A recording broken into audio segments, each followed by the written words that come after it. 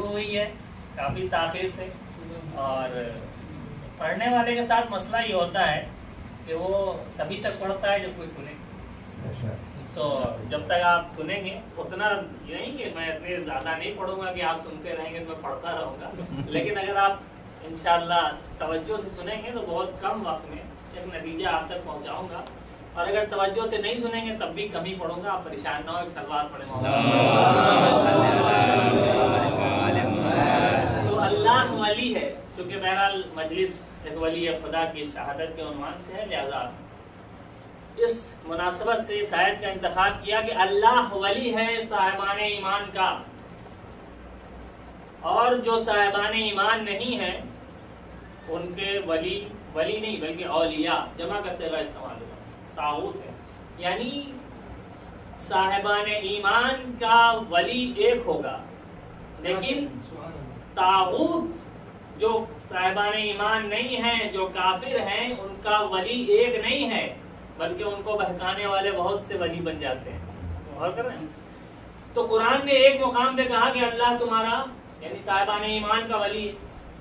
اسی قرآن میں دوسرے مقام پہ ارشاد ہوتا ہے انما ولیکم اللہ ورسولہ والذین آمنوا الذین یقیمون الصلاۃ ویؤتون الزکاۃ وہم راکعون. بے شک تمہارا ولی اللہ ہے، ورسولہ، اور اس کا رسول بھی تمہارا ولی ہے، اور وہ صاحبان ایمان بھی تمہارے ولی اور حاکم ہیں کہ جن کی صفت یہ ہے کہ یقیمون الصلاۃ، وہ نماز قائم کرتے ہیں اور حالت رکوع میں زکوٰۃ ادا کرتے ہیں.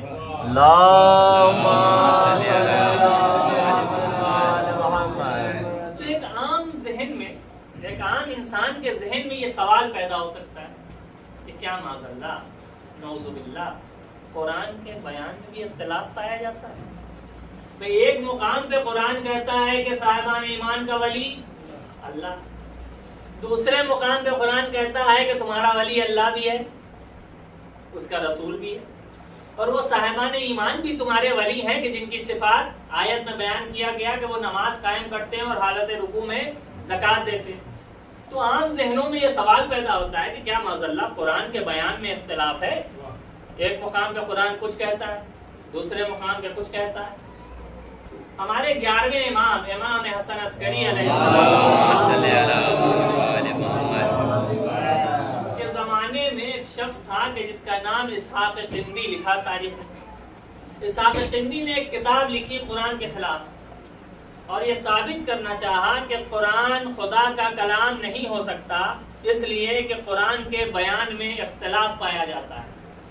قرآن اس نے اسی طرح کی آیات کو جمع کیا کہ قرآن ایک مقام پہ کچھ کہتا ہے، دوسرے مقام پہ کچھ کہتا ہے، ایک آیت میں کچھ کہتا ہے، دوسرے آیت میں کچھ کہتا ہے. لہذا قرآن کے بیان میں اختلاف پایا جاتا ہے، اس لیے قرآن خدا کا کلام نہیں ہو سکتا، چونکہ خدا کے کلام میں کبھی اختلاف نہیں پایا جانا چاہیے. یہ خبر زمانے کے امام حسن عسکری علیہ السلام. تو امام علیہ السلام نے اسحاق قندی کے ایک شاگرد کو اپنے پاس بلایا اور کہا کہ دیکھو، ایک صلوات پڑھے محمد والا.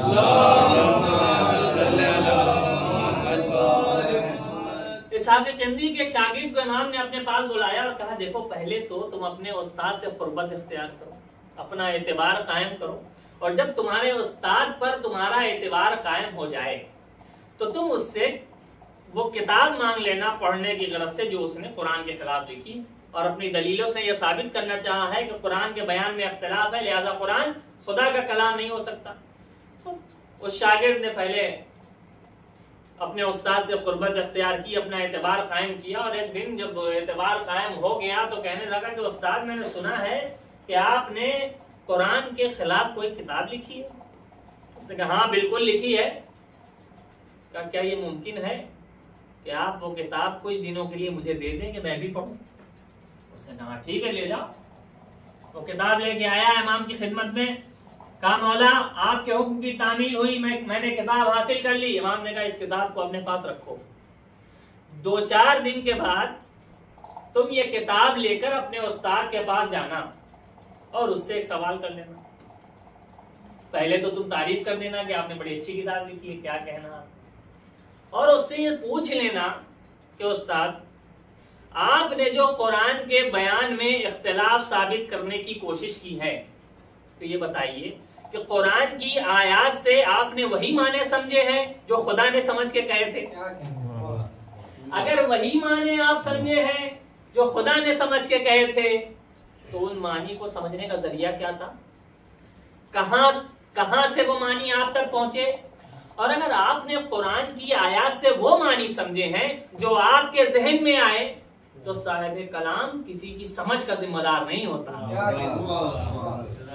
اب اس نے 2-4 دن کتاب رکھی اور استاد کے پاس پہنچا، اور پہلے تو خوب تعریف کی، استاد کیا کہنا آپ کا، آپ سے بڑا عالم کائنات میں کون ہوگا، اب کیا کتاب لکھ دی آپ نے اور کیا دلیلیں قائم کر دی، مگر استاد میرے ذہن میں ایک سوال پیدا ہوتا ہے۔ استاد نے کہا کیا سوال ہے؟ کہا استاد آپ نے قرآن کی آیت سے وہی مطلب سمجھا ہے جو خدا نے مراد لیا تھا؟ اگر وہی مطلب سمجھا ہے جو خدا نے مراد لیا تھا، تو مراد آپ نے سمجھا کیسے؟ وہ مراد آپ کو سمجھایا کس نے؟ اور اگر آپ نے خود قرآن کی آیات سے وہ معنی مراد لیے ہیں جو آپ کی ذہن کی پیداوار ہے، تو صاحب کلام کسی کی سمجھ کا ذمہ دار نہیں ہوتا۔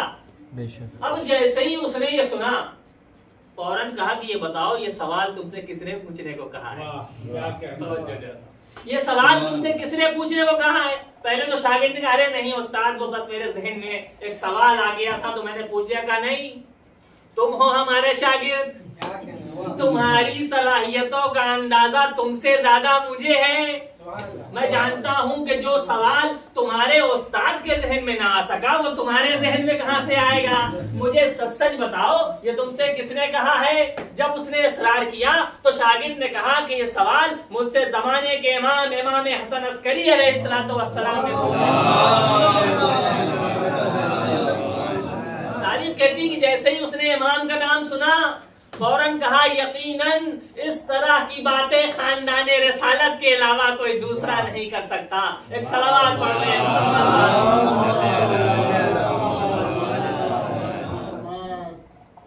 تو معلوم ہوا کہ قرآن کے بیان میں اختلاف نہیں ہو سکتا۔ اب اگر عام ذہنوں میں یہاں سوال اٹھتا ہے کہ کیا معاذ اللہ خدا ایک مقام پہ کہتا ہے کہ اللہ صاحبان ایمان کا ولی ہے، دوسرے مقام پہ کہتا ہے کہ اللہ تمہارا ولی ہے، اس کا رسول بھی تمہارا ولی ہے، اور وہ صاحبان ایمان بھی ولی ہیں کہ جن کی صفات آیت میں بیان کیا گیا۔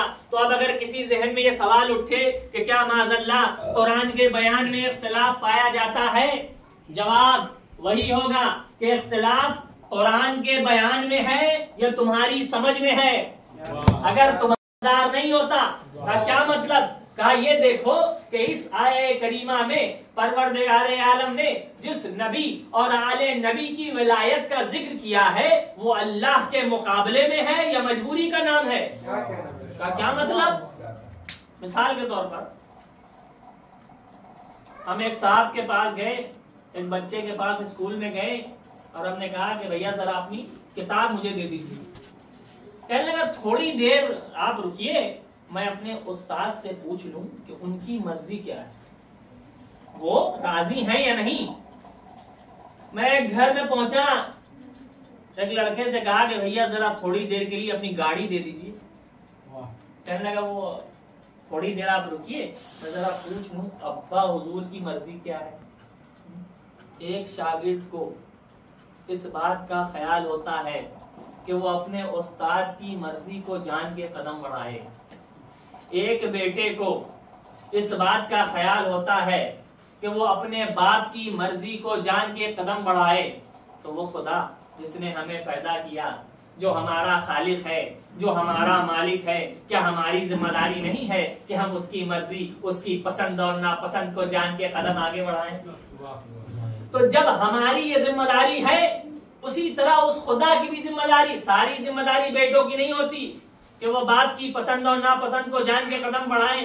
بلکہ باپ کی بھی ذمہ داری ہوتی ہے کہ وہ اپنے بیٹے کو سمجھاتا رہے، دیکھو یہ اچھی بات ہے، یہ بری بات ہے، یہ مجھے پسند ہے، یہ ناپسند ہے۔ اسی طرح جس طرح ہماری ذمہ داری ہے کہ ہم اپنے خالق کی، ہم اپنے مالک کی، ہم اپنے پیدا کرنے والے کی پسند اور ناپسند کو جان کر قدم بڑھائیں، اسی طرح اس خدا کی بھی ذمہ داری بنتی ہے کہ وہ ہمیں بتاتا رہے دیکھو یہ ہمیں پسند ہے، یہ ہمیں ناپسند ہے۔ تو اب اس کی دو ہی صورت ہو سکتی ہے، یا تو ہم خدا تک جائیں اور جا کے پوچھیں معبود تجھے کیا پسند ہے، تجھے کیا ناپسند ہے، یا خدا ہم تک آئے اور آ کے بتائے کہ دیکھو یہ ہمیں پسند ہے، یہ ہمیں ناپسند ہے۔ مجبوری دونوں طرف ہے، ہم اپنی کثافتوں کی بنیاد پر، ہم اپنی گندگیوں کی بنیاد پر اس تک جا نہیں سکتے، وہ اپنی لطافتوں کی بنیاد پر، وہ اپنی پاکیزگیوں کی بنیاد پر ہم تک آ نہیں سکتا۔ تو جب ہم اس تک جا نہیں سکتے، وہ ہم تک آ نہیں سکتا، تو اب ضرورت ایجاد ہوئی ایک درمیانی رابطے کی، ایک ضرورت پڑی ایک پیغمبر کی، ایک ضرورت ایجاد ہوئی ایک میسنجر کی، جو جسم ہونے کے اعتبار سے ہمارے جیسا لگتا ہو نہیں، ہونا اور ہے، لگنا اور ہے۔ ضرورت تھی ایک ایسے درمیانی رابطے کی جو جسم ہونے کے اعتبار سے ہمارے جیسا لگتا ہو، نور ہونے کے اعتبار سے ادھر سے وابستہ ہو، تاکہ ادھر سے پیغام لے اور ہم تک پہنچا دے۔ ایک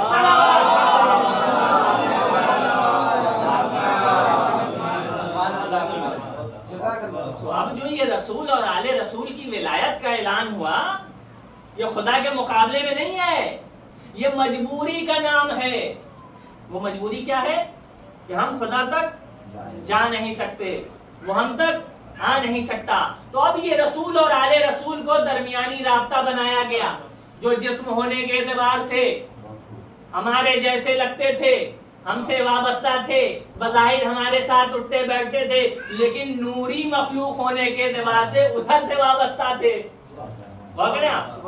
تو اب خدا نے جو یہ اعلان کیا انما ولیکم اللہ، تمہارا ولی اللہ ہے اور اس کا رسول تمہارا ولی ہے، ورسولہ، اور وہ صاحبان ایمان بھی تمہارے ولی اور حاکم ہیں، کہ جو نماز قائم کرتے ہیں اور حالت رکوع میں زکوٰۃ ادا کرتے ہیں۔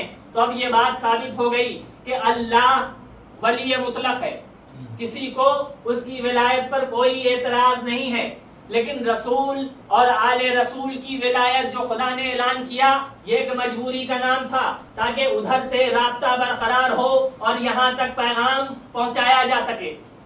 اب بتائیے کہ اللہ نے جو انسانوں کو پیدا کیا اس کا مقصد کیا تھا؟ کہ انسان کھائے پیے سوئے اور ختم؟ جی نہیں، پیدا کیا تاکہ یہ انسان کمال کی منزلوں تک پہنچے۔ یہ کمال کی منزلوں تک پہنچے گا کیسے؟ توجہ چاہ رہا ہوں، کمال کی منزلوں تک پہنچے گا کیسے؟ کہا جتنا خدا سے قریب ہوتا جائے گا اتنا کمال کی منزلوں تک پہنچتا جائے گا۔ خدا سے قریب کیسے ہوگا؟ توجہ چاہ رہا ہوں، یہ بات ذرا سخت ہے، میں بہت سمیٹ کے مختصر وقت میں پیش کر رہا ہوں۔ خدا سے قریب کیسے ہوگا؟ کہ جتنا خدا پہ یقین بڑھتا جائے گا اتنا خدا سے قریب ہوتا جائے گا۔ تو خدا پہ یقین تو آپ کو بھی ہے، آپ کو بھی ہے، کوئی ہے ایسا جس کو خدا پہ یقین نہ ہو؟ سب کو یقین ہے خدا پہ۔ بھائی اماں نے کہا تھا اللہ ایک ہے، اللہ ایک ہے، ہمیں تو یقین ہے کہ اللہ ایک ہے، اماں نے کہا ہے نہیں؟ لیکن علماء نے بھی یقین کی قسمیں بیان کی۔ توجہ، انسان کو خدا نے پیدا کیا کہ کمال کی منزلوں تک پہنچے۔ کمال کی منزلوں تک کب پہنچے گا؟ کہ جتنا خدا کا قرب حاصل ہوتا جائے گا اتنا کمال کی منزلوں تک پہنچے گا۔ خدا کا قرب کیسے حاصل ہوگا؟ کہ جتنا خدا پہ یقین بڑھتا جائے گا اتنا کمال کی منزلوں تک پہنچے گا۔ ہمارا خدا پہ کتنا یقین ہے؟ علماء نے کہا یقین کی 3 قسمیں ہیں۔ توجہ چاہتا ہوں، ایک صلوات پڑھے محمد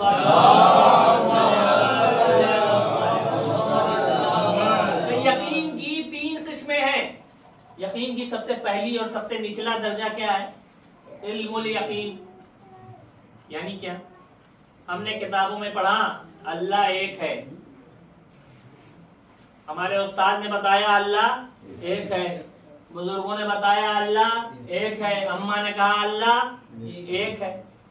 تو اتنا پڑھا اور اتنا پڑھایا گیا کہ ہمیں علم ہو گیا، یقین ہو گیا کہ اللہ ایک ہی ہے، دو نہیں ہو سکتا. دو ہوتا تو جھگڑا ہوتا اور ساری دنیا تباہ ہو جاتی. یہی پڑھایا گیا اور یہ ایسا پڑھا دیا گیا کہ اب اس یقین میں کوئی دو ہو ہی نہیں سکتا، اللہ اللہ ایک ہے. لیکن یہ یقین کون سا یقین ہے؟ علم الیقین، یعنی پڑھ کے سن کے ایسا علم اور یقین حاصل ہوا کہ اب اللہ ایک ہی ہے.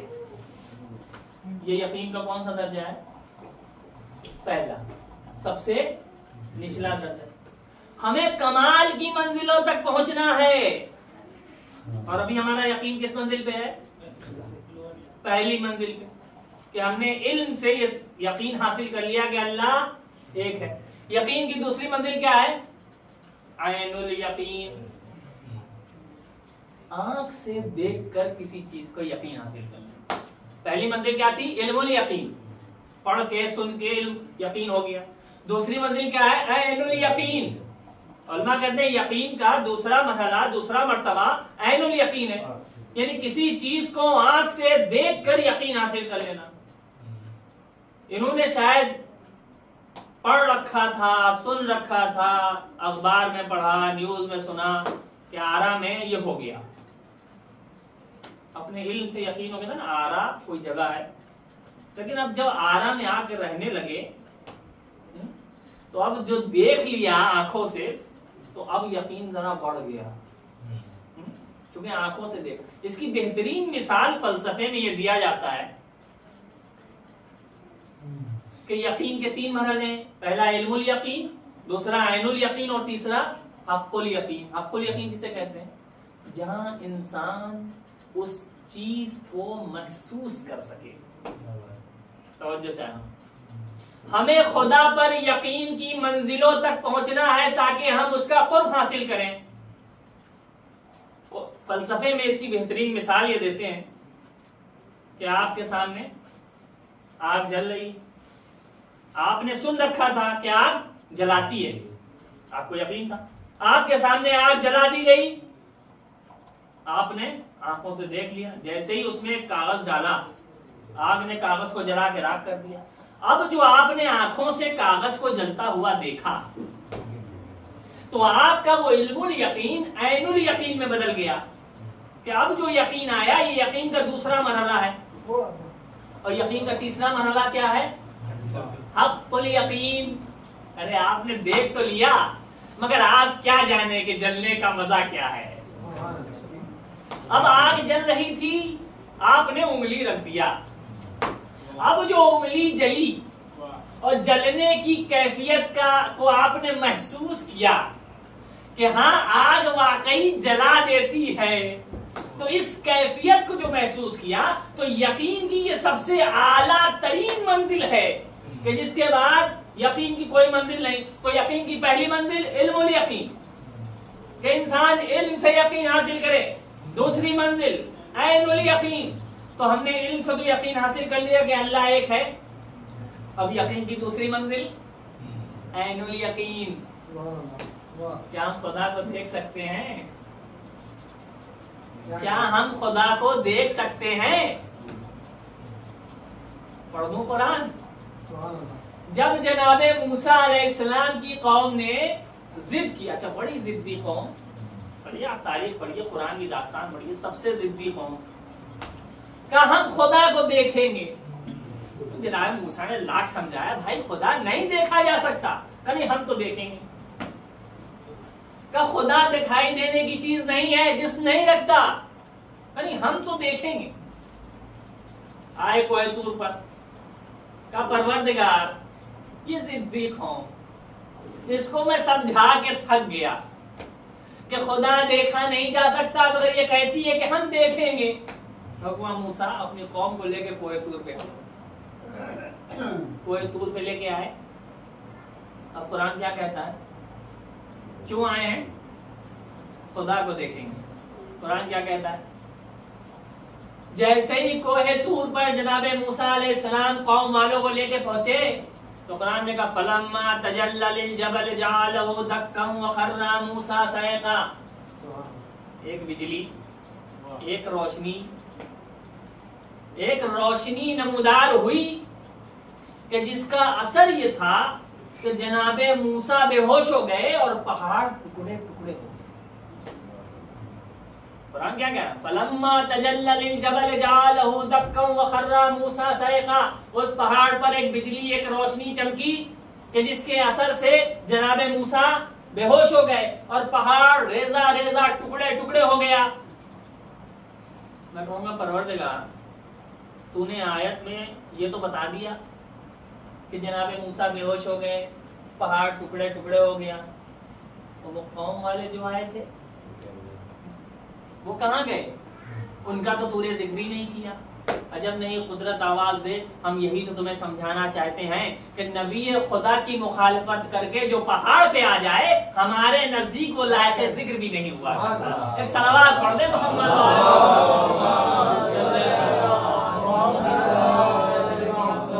تو معلوم کیا ہوا کہ خدا کو دیکھا نہیں جا سکتا. تو جب دیکھا نہیں جا سکتا، یقین کی ہم دوسری منزل پہ نہیں پہنچ سکتے، تو پھر یقین کی تیسری منزل پہ کیا پہنچیں گے؟ جب ہم خدا پر یقین کی پہلی منزل پر ہیں، دوسری منزل پہ نہیں پہنچ سکتے، تو پھر تیسری منزل پہ کیا پہنچیں گے؟ جب ہم خدا کو دیکھ ہی نہیں سکتے تو بھلا اس کو ہم محسوس کیا کر پائیں گے؟ مگر پوری تاریخ اسلام میں ہمیں ایک شخصیت ایسی ملی کہ جب ذوالب یمانی نے مولا علی سے کہا یا علی حل رائتا ربن تعبدو، کیا آپ نے اس خدا کو دیکھا ہے جس کی عبادت کرتے ہیں؟ ارے جب دیکھا نہیں تو کیوں سجدے کیے جا رہے ہیں؟ جب دیکھا نہیں تو کیوں عبادتیں کیے جا رہے ہیں؟ ذرا سوال کے تیور تو دیکھیے. حل رائتا ربن تعبدو، کیا آپ نے اس خدا کو دیکھا ہے جس کی عبادت کرتے ہیں؟ اسی تیور سے علی نے جواب دیا کیفا عبد ربن لمرا.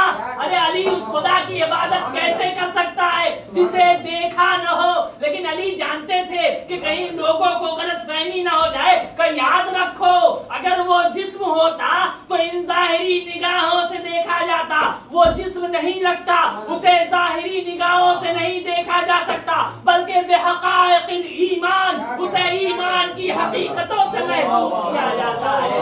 صلوات پڑھتے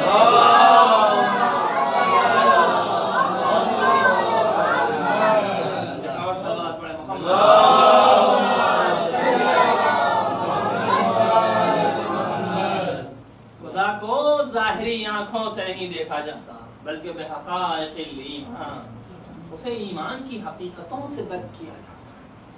وہ مولا بتانا چاہ رہے تھے کہ خدا کو وہی محسوس کر سکتا ہے جو کل ایمان کی منزلوں میں فائز. اب اگر تمہیں خدا کا یقین حاصل کرنا ہے تو ان کے دامن سے منسلک ہو جاؤ. توجہ کریں آپ، رسول اور آل رسول کی ولایت کا اعلان ہوا کیوں؟ یہ ضرورت پیش آئی کیوں؟ اس لیے کہ تمہیں کمال کی منزلوں تک جانا ہے، اور کمال کی منزلوں تک جانے کے لیے ضروری ہے کہ ان کا دامن تھام لو. ولایت سے اپنے رشتے کو مضبوط بنا لو. جتنا ولایت سے تمہارا رشتہ مضبوط ہوگا اتنا ہی تم کمال کی منزلوں تک پہنچتے ہو. ویسے ہی پہنچو گے جیسے سلمان پہنچے، ویسے ہی پہنچو گے جیسے مقداد پہنچے، جیسے ابو ذر پہنچے. ایسا نہیں ہے کہ یہ صرف ان سے مخصوص تھا، نہیں، تم بھی ولایت سے اپنے رشتے کو مضبوط کر لو تو آج تم بھی اسی کمال کی منزلوں تک پہنچ سکو. یہی وجہ ہے کہ آپ دیکھیں کہ جنہوں نے اپنے رشتے کو ولایت سے مضبوط بنا لیا وہ کمال کی منزلوں تک پہنچ گئے. نجف اشرف میں ایک مرجع وقت تھے، ان کا درس خارج ہوا کرتا تھا، ہزاروں شاگرد درس میں بیٹھتے تھے. ایک شاگرد ایسا تھا کہ جسے درس سمجھ میں نہیں آتا تھا. آج بھی آپ اسکول کالج میں دیکھیے سارے اسٹوڈنٹ، سارے شاگرد برابر نہیں ہوتے. کسی کو بات جلدی سمجھ میں آتی، کسی کو دیر میں سمجھ میں آتی. اسی طرح ان بیچارے کو بھی مرجع کی کا درس بحث سمجھ میں نہیں آتا. ان کے جو دوست احباب تھے وہ بعد میں ان سے ڈسکس کرتے تھے, انہیں سمجھانے کی کوشش کرتے تھے, پھر بھی انہیں سمجھ میں نہیں آتا. وہ اتنا پریشان ہو گئے کہ ایک دن مولا کائنات امیر المومنین علی ابن ابی طالب کے روضہ اقدس میں گئے, زیارت پڑھی, مناجات کی اور کہا یا علی میں آیا ہوں تاکہ آپ کی در کی تعلیمات سے فیضیاب ہوں, علم دین حاصل کروں, لیکن میری سمجھ میں نہیں آتا, میرے سمجھ میں نہیں آتا. یا تو آپ مجھے وہ صلاحیت عطا کر دیجئے کہ میں درس سمجھ سکوں, اور نہیں تو میں یہ چھوڑ ہی دوں گا, پڑھنا ہی چھوڑ دوں گا. یہ کہہ کر دعا کر کے وہ اپنے گھر آ گئے. جب ولایت سے رشتہ مضبوط ہوتا ہے تو کیا ہوتا ہے؟ رات میں مولا کائنات علی ابن ابی طالب علیہ الصلوۃ والسلام عالم خواب میں دیکھا, علی نے کہا پڑھو بسم اللہ الرحمن الرحیم. انہوں نے پڑھا بسم اللہ الرحمن. صبح ہوئی, بیدار ہوئے, درس کے لیے آمادہ ہوئے, تیار ہوئے. درس سے پہنچے, آپ نے دیکھا ہو کہ جو تھوڑا کمزور شاگرد ہوتا ہے وہ ہمیشہ پیچھے بیٹھنے کی کوشش کرتا ہے, کہیں ہم سے پوچھ نہ لیں, کہیں ہم سے کچھ کہہ نہ دیں. تو وہی ان کا حال تھا, وہ ہمیشہ دروازے پہ جا کے بیٹھتے تھے کہ ہم سے کچھ نہ پوچھ لیں. لیکن اس دن جب درس میں پہنچے تو ایک عجیب انداز, ہزاروں کے مجمع کو چیرتے ہوئے وہاں جا کے بیٹھے, بالکل ممبر پہ آ کے. اچھا آپ سارے شاگرد تو جانتے ہی ہیں, سب مسکرا رہے کہ ان کو دیکھیے آج کیا ہو گیا. ایک دم ممبر کے پاس مرجع آئے, انہوں نے درس شروع کیا. ولایت سے اگر رشتہ مضبوط ہو تو کیا ہوتا ہے. درس شروع کیا, جیسے ہی درس شروع کیا انہوں نے یہ کھڑے ہو گئے کہ آپ کی اس بات پر مجھے اعتراض ہے. کل تک جسے درس سمجھ میں نہیں آتا تھا آج اسے مرجع کی دلیل پر اعتراض ہے. کہ آپ کی اس بات پر مجھے اعتراض ہے, آپ نے جو یہ حدیث استدلال فرمائی ہے یہ قرآن کے خلاف ہے, قرآن یہ کہتا ہے, حدیث یہ کہتی ہے. اچھا وہ بھی مرجع, انہوں نے اپنی دلیلیں دی, کہاں تشریف رکھیے, کھانے کر دیا, بیٹھ گئے. اچھا سب پریشان, ان کو کیا ہو گیا ہے. پھر آگے بڑھے, پھر کھڑے ہو گئے, کہ اس بات پر مجھے اعتراض ہے. پھر انہوں نے سمجھایا, دلیل دیا, پھر بیٹھ گئے. اچھا پورا مجمع پریشان, ان کو کیا ہو گیا ہے. تیسری مرتبہ اعتراض, چوتھی مرتبہ اعتراض. جب اعتراض کرتے چلے گئے تو ایک مرتبہ مرجع وقت نے کہا آپ تشریف رکھیے. کل رات جس نے عالم خواب میں آپ کو بسم اللہ پڑھایا ہے 20 سال پہلے اس نے مجھے پوری الحمدللہ پڑھائی ہے. صلوات پڑھ لیں.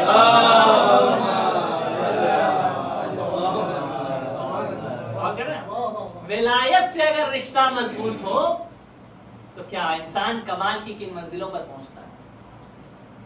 انسان کو بوزر صفت سلمان سا ذہین ہونا چاہیے. جناب سلمان کوئی معمولی آدمی تھے. تاریخ کہتی ہے کہ جناب سلمان اپنے گھر سے نکل کے حضرت زہرا سلام اللہ علیہا کے گھر کی باہری دیوار پر جو سڑک کی طرف تھی اس پر ٹیک لگا کے بیٹھ جاتے تھے اور تسبیح پڑھتے رہتے تھے. اب جو گزرتا تھا, سلمان کیا کر رہے ہو؟ تسبیح پڑھ رہا ہوں. تسبیح اتنی دھوپ میں, آفتاب کی اتنی تمازت میں, اتنی گرمی میں یہاں سڑک پہ بیٹھے, جاؤ اپنے گھر میں پڑھ لو. جناب سلمان خاموش. دوسرا آیا, سلمان کیا کر رہے ہو؟ تسبیح پڑھ رہا ہوں. ارے تو تسبیح پڑھنا ہے تو جا کے کہیں سائے میں درخت کے نیچے بیٹھ کے پڑھ لو, اپنے گھر میں جا کے پڑھ لو. جناب سلمان نے کہا میں تمہیں کیسے سمجھاؤں, تسبیح تو میں اپنے گھر میں کمرے میں بیٹھ کے بھی پڑھ سکتا ہوں. مگر جب میں اپنے گھر میں تسبیح پڑھتا ہوں تو مجھے یقین نہیں ہوتا کہ ہماری تسبیح آسمان پہ پہنچے گی یا نہیں، لیکن میں جب سیدہ کے گھر کی دیوار پہ ٹیک لگا کر الحمدللہ سبحان اللہ کی تسبیح پڑھتا ہوں تو مجھے اس بات پر یقین ہوتا ہے کہ گھر کے اندر چکیاں چلاتے ہوئے سیدہ بھی سبحان اللہ الحمدللہ کی تسبیحیں پڑھ رہی ہوگی، اور فرشتے ہماری تسبیح لینے آئے یا نہ آئے لیکن سیدہ کی تسبیح لینے ضرور آئیں گے۔ جب سیدہ کی تسبیح لینے آئیں گے تو ان کے صدقے میں ہماری تسبیح بھی آسمانوں میں پہنچ جائے گی۔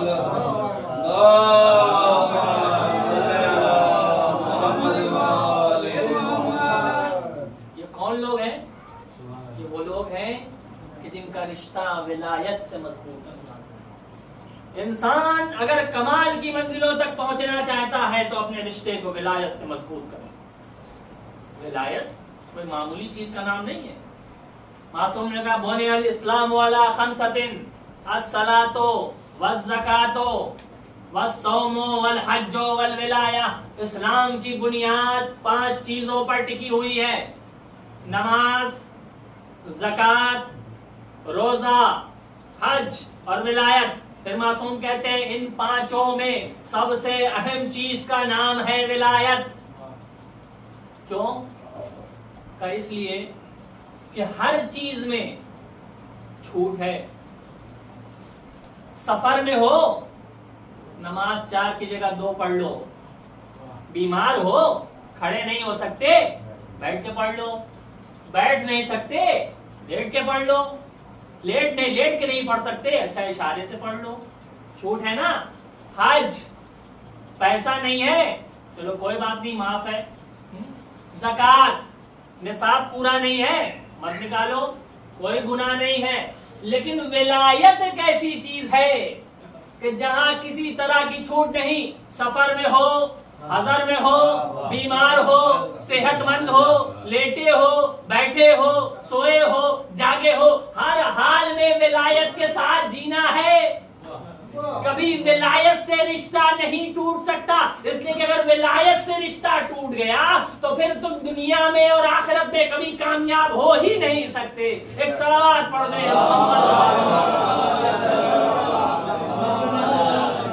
یہ ولایت بڑی عظیم شے ہے۔ ایک شخص ہمارے چھٹے امام جعفر صادق علیہ السلام کی خدمت میں آیا اور آ کے کہنے لگا کہ مولا بہت غریب ہوں، نادار ہوں، کچھ مدد کر دیجئے۔ مولا نے کہا خزانہ چھپائے بیٹھا ہے اور خود کو غریب کہتا ہے۔ کہا مولا میرے پاس کچھ نہیں ہے، فاقے پڑ رہے ہیں گھر میں نے کوئی خزانہ نہیں چھپایا۔ ایک مرتبہ مولا نے کہا کہ یہ بتا کہ اگر میں ساری دنیا کی دولت کو تیرے قدموں میں ڈال دوں اور تجھ سے یہ کہوں کہ تیرے دل میں ہم آل محمد کی ولایت کی جو محبت ہے وہ مجھے واپس کر دے تو کیا واپس کرے گا؟ کہ مولا یہ تو نہیں ہو سکتا۔ کہ بس اتنا عظیم خزانہ ہم آل محمد کی محبت کا اپنے دل میں چھپائے بیٹھا ہے اور کہتا ہے میں غریب ہوں۔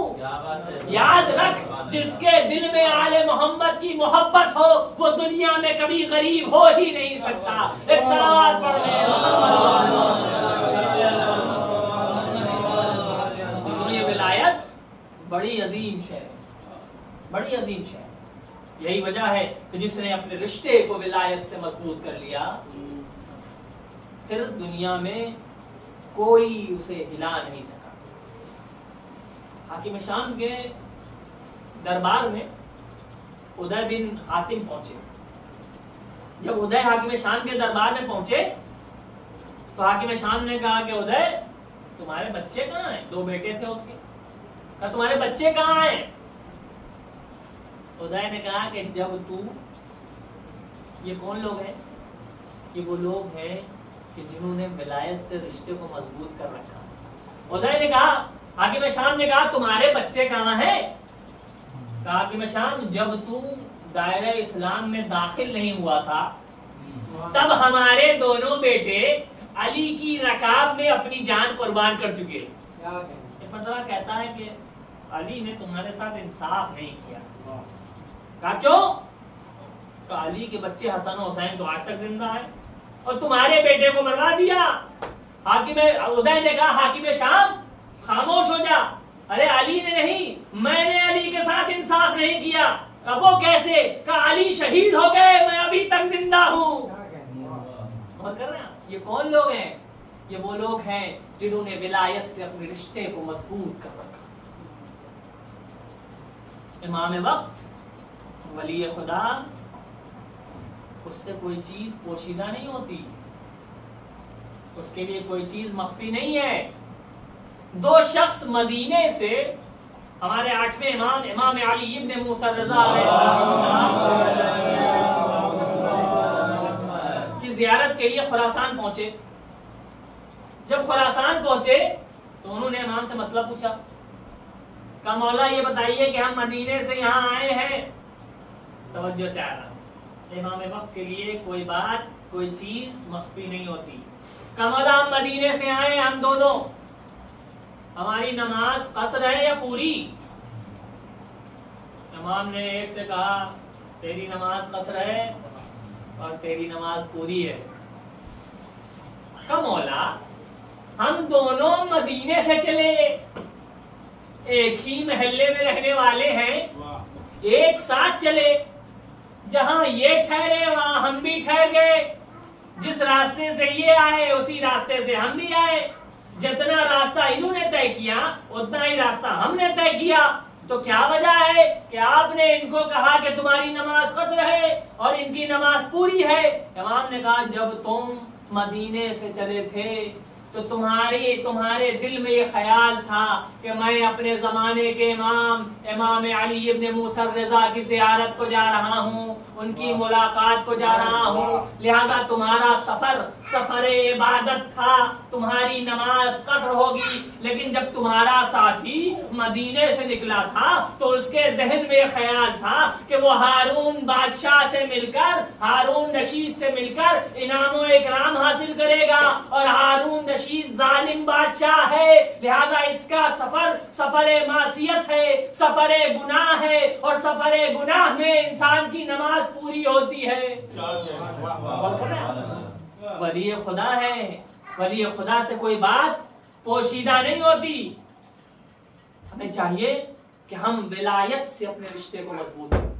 بس اگر ولایت سے ہم نے اپنے رشتے کو مضبوط کر لیا تو ہماری دنیا بھی کامیاب، ہماری آخرت بھی کامیاب. علی ولی خدا ہیں، اپنے تو چھوڑیے، غیروں نے بھی جس کی فضیلت کا اقرار کیا ہو اس ذات کا نام ہے علی ابن ابی طالب.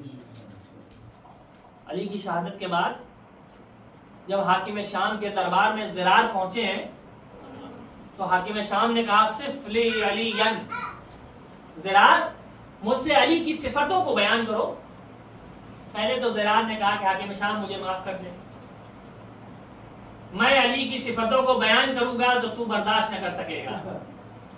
لیکن اس نے کہا نہیں، بیان تو کرنا پڑے گا. کہا اچھا اگر جہاں بخشش ہو تو بیان کروں. کہاں بیان کر، جہاں بخشش ہے.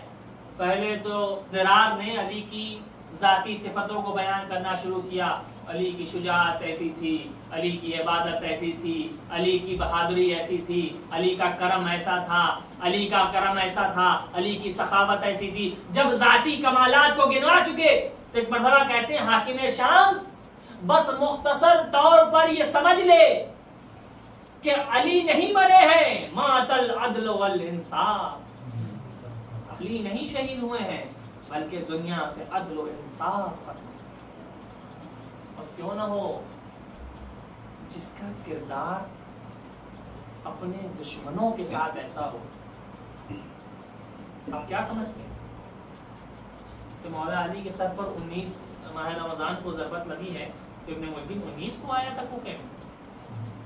نہیں، تاریخ کہتی ہے کہ ابن ملجم 19ویں رمضان سے 1-2 روز قبل کوفے میں وارد ہوا. کوفے میں ایک جگہ تھی، ایک مقام تھا جسے سائبان کہا جاتا تھا. وہاں پر ایک سائبان لگایا گیا تھا سائے کے لیے کہ جہاں رات کے وقت، شام کے وقت کوفے کے فقیر جمع ہوتے تھے اور وہاں آرام کرتے تھے، سوتے تھے. تاریخ کہتی ہے کہ ابن ملجم جب کوفے میں آیا تو وہ چھپا چھپا پھر رہا کہ کوئی ہمیں دیکھ نہ لے. جب رات کا شام کا وقت ہوا تو وہ اسی صاحبان میں پہنچا. ایک فقیر سے کہنے لگا کہ میں مسافر ہوں، کیا تمہارے پاس رات گزار سکتا ہوں؟ فقیر نے کہا ہمارے پاس تو کچھ نہیں ہے، یہ ایک بستر ہے، آؤ تم بھی یہیں پر سو جاؤ. تاریخ گواہ ہے کہ وہ علی رات کی تاریکی میں اپنی پشت پر لوگوں کی غذا لاد کر سب کے پاس پہنچایا کرتے. جب علی اس صاحبان کے قریب پہنچے جہاں ابن ملجم بھی چھپا تھا، جب اس نے علی کو آتے ہوئے دیکھا تو فوراً اپنے کو دوسری جگہ چھپا لیا. علی غذا تقسیم کرتے کرتے جب اس فقیر کے پاس پہنچے، اللہ اکبر، علی کا کردار بھلا دنیا کیا سمجھے گی. علی جب اس فقیر کے پاس پہنچے کہ جس کے پاس ابن ملجم مہمان ہوا تھا، تو علی نے اس فقیر کو دوہری غذا دی. اگر روز ایک روٹی دیتے تھے تو آج 2 دی، اگر روز 2 روٹیاں دیتے تھے تو آج 4 دی. ایک مرتبہ فقیر نے کہا کہ آج اے شخص، آج مجھے تو نے دوہری غذا کیوں دی؟ کہ ایک تیرے لیے اور ایک تیرے اس مہمان کے لیے جو آج کی شب تیرا مہمان ہوا. اللہ اکبر، یہ ہے علی کا کردار اپنے دشمنوں کے ساتھ. تاریخ گواہ ہے کہ وہ ابن ملجم کہ جس نے علی کے سر پہ ضربت لگائی، جب ابن ملجم کو لوگ پکڑ کر علی کی خدمت میں لائے تو ایک مرتبہ علی نے امام حسن سے کہا، بیٹا حسن، ارے اس کے ہاتھ کھول دو. ہاتھوں کو کھولا گیا. علی نے دودھ کا پیالہ ابن ملجم کی طرف بڑھا دیا کہ تو مہمان ہے، یہ دودھ تو پی لے. ہاں عزادارو، تاریخ گواہ ہے کہ جب امام حسن علیہ السلام نے جب علی کے سر پہ ضربت لگی اور امام حسن و حسین مسجد میں پہنچے ہیں تو تاریخ کہتی ہے کہ امام حسن نے زور زور سے گریہ کرنا شروع کیا.